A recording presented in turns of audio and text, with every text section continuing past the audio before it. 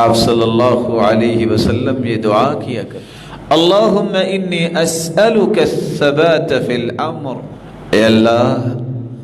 میں تجھ سے ہر نیکی پر ثابت قدم رہنے کا سوال کرتا ہوں، والعزیمۃ علی الرشد، اور رشد و ہدایت پر عزم کا سوال کرتا ہوں، واسألک شکر نعمتک، اے اللہ میں تجھ سے سوال کرتا ہوں جو نعمتیں تو نے عطا کی ہیں میں اس کا شکر کرنے والا بن، وحسن عبادتک،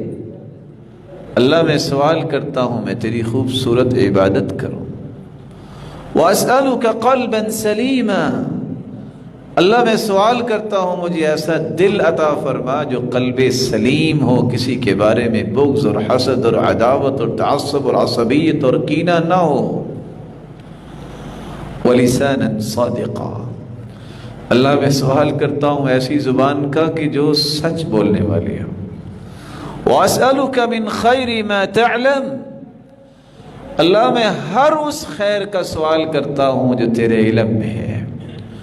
وأعوذ بک من شر ما تعلم،